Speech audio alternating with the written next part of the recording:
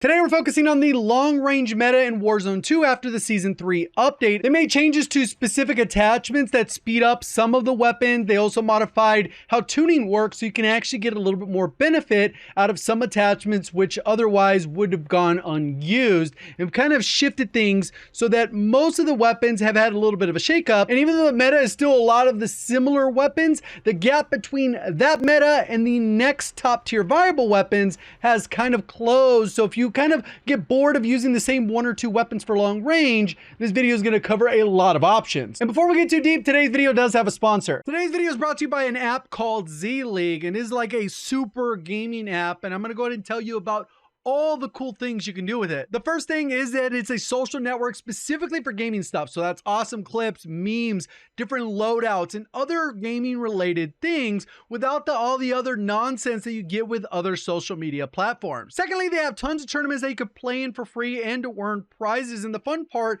is it's not only for the top 1%, regardless of your skill level, you can go ahead and participate in these. And they even have a marketplace where you can trade in your coins to get real life items like controllers, keyboard and mouse, those types of things. And thirdly, probably one of the most important parts is the LFG section. I know there's a lot of people that play solo. They're like, I don't got any friends. This is a great tool to kind of party up with people that have similar interests, similar skill levels, play styles, whatever it is. And you find people that could be your day in and day out player. And lastly, they have probably one of the best gaming profiles where it kind of keeps all your stats in one place, regardless of what game you're playing. And it's super easy to start. Just download the app by clicking the link in the description. You can even find me on the app. Maybe I'll run some LFG for Call of Duty stuff once a new season drops, or maybe Destiny 2 content if you're into that. Thank you to Z League for sponsoring today's video. So we're going to give you 10 class setups today, and we'll go ahead and start off with the long range alt, which I think are still pretty top tier viable weapons. It kind of depends on how you want to use them. When it comes to the Raal, it's still pretty hard hitting. The recoil might be a little bit harder for some after some of the changes and maybe some of the modifications they made, but it still hits pretty hard and still relatively easy to use, just not quite as good as some of the other weapons that we'll talk about. But some people like the versatility of having a 100 round mag and just being able to fire and delete people out in the open. So that's kind of what we have here with this specific build. You can kind of see the tunings on the screen. That's probably the new way I'll do it. If you like it that way, let me know in the comments or hit the like button, maybe. And we'll go ahead and keep doing that. And when we do our close range meta video very soon, we're going to go ahead and kind of look at how this looks on the firing range. You can see it's still relatively decent. A lot of these builds are going to be right around the 800 meters per second bullet velocity, with the exception of two, one slightly below that, one slightly above, and we'll discuss why that is. So overall, you can see it's not going to have a ton of issues. Even at the 50 meter range, you can kind of see where it lines up with the target, and you're kind of lined up where you're not getting penalized super hard until you got to reload. So straightforward build, relatively easy to use. And we also have the M13B, which I'm still not really a fan of. It did receive a buff and a nerf, but it kind of is one of those guns that people kind of gravitate towards too, just because they got that nostalgia from Warzone 1. I don't know. Overall, there's a lot better options, but it does fit in the top tier viable if you kind of got to venture beyond those first few options. So we got the M13B with this particular build here. And the problem with this one is you kind of could go for the high velocity. This one comes in a little bit under, right around that 700-ish mark. So it is a little bit slower in terms of that muzzle velocity. So if you want to go ahead and drop the grip for ammunition, you definitely could do that. We'll go ahead and kind of see how this one looks. Pretty straightforward, but the bullet velocity is a little bit one of its weak points. So you can kind of see how you use it there. And it's pretty straightforward. It has a fast fire rate, bleeds through bullets. Isn't particularly difficult to use, but you know, it does have its trade-offs if you like the higher fire rate weapons. Gonna move us over to a couple other weapons that were touched recently. We had the TAC-56 and the STB. I think the STB is probably a pretty solid sniper support. Need to do a little bit more testing on kind of how that would work to make a good build with very low recoil. But both of these are very solid options, especially if you want to get away from the hard meta that we saw in the top category, and these still kind of are in the top of the top tier viable. And for the TAC-56, it doesn't have a barrel with high velocity and reduced recoil, so you might as well go all in on bullet velocity since we're not really worried about hip fire accuracy. That kind of builds it out this way, and as a result of that, this one ends up having the highest bullet velocity out of all the builds we have because we've decided to go with the 5.56 high velocity rounds, and you'll kind of see how this one works. Still super low recoil. Been one of the kind of the fan favorites, I think, since the beginning of the game came out, just because it doesn't have much recoil. Fire rate feels good. It still feels like it hits pretty decent. It's just a matter of what you like to use. And this one's still definitely at the top. Like I said, the STB did receive a little bit of a buffs.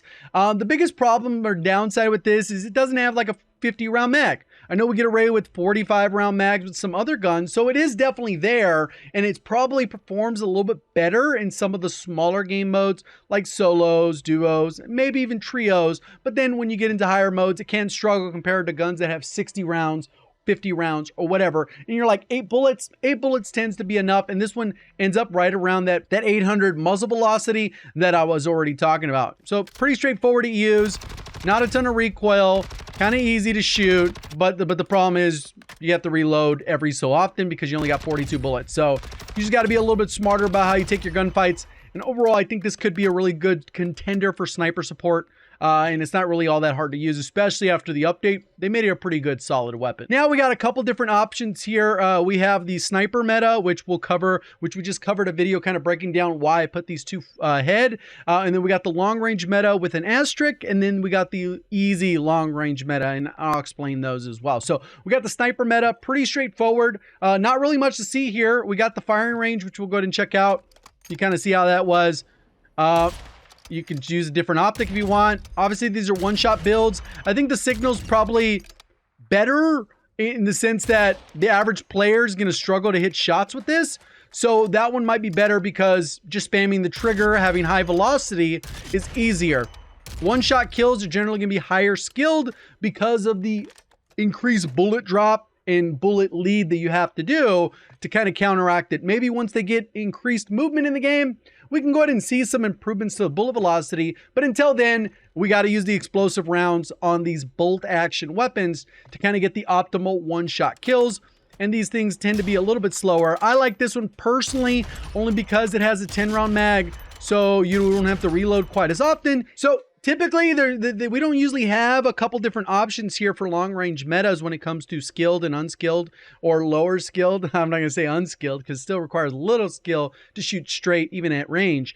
But we have the Hemlock with the Sakin, along with the 7.62 and the Cronen Squall, which was recently introduced. If you guys watched my video right after the update, I talked about how broken this thing is, and regardless if you use it in full auto or semi-auto, that's going to be complete preference. Both delete as long as you're hitting your shots. So that's where the skill of the asterisk comes in, and that's with the 7.62 as well. It does have a little bit more recoil than you would see on this easy meta, but I think higher skilled players will gravitate towards those generally because they have really good TTKs and they can be a little bit more consistent than maybe a lower skilled or medium skilled player. So for the higher skilled, or maybe try it out and see how you fare, the 7.62 is kind of built out. I did modify it slightly. Seems like a lot of the changes have made it so this demo firm grip is kind of the way to go over the Ripper, because the negative impacts on movement speed that the Ripper will give you over the demo grip, even though this is going to help you with the same amount of recoil. So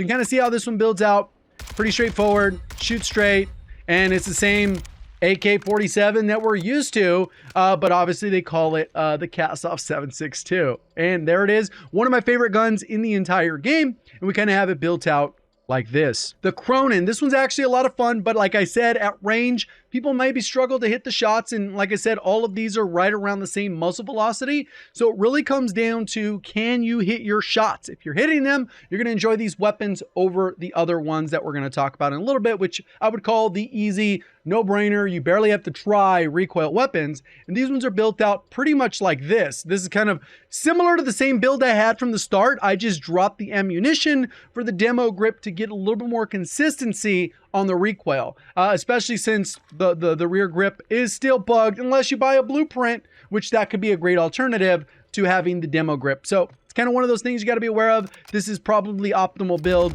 regardless. You kind of shoot straight, and I like that it has a little bit faster fire rate than the Hemlock and the 7.62, so it's a little bit more forgiving on the shots. The mag is nice with the 50 round mag, and it does definitely hit hard whether you decide to go in full auto or semi-auto, even though semi-auto will give you a little bit less recoil. It's just that you have to worry about spamming the trigger which for some, that could be a little bit of a chore. Me personally, it is a chore, and I don't necessarily like doing that unless, you know, the gun is completely broken, but that's not the case with this. It's very good, a hair harder to use. That brings us to the easy long range meta, and that means pretty much anyone can pick up these guns, blindfolded, and you'll probably be able to shoot straight. For the most part, that's kind of how it would work. Again, falls in line with the bullet velocity. We got the Hemlock here, and then you kind of just shoot straight. And this is kind of what we had for a while. Even though it got nerfed, this is still pretty much what a lot of people are using because it basically has no recoil, so super easy to use.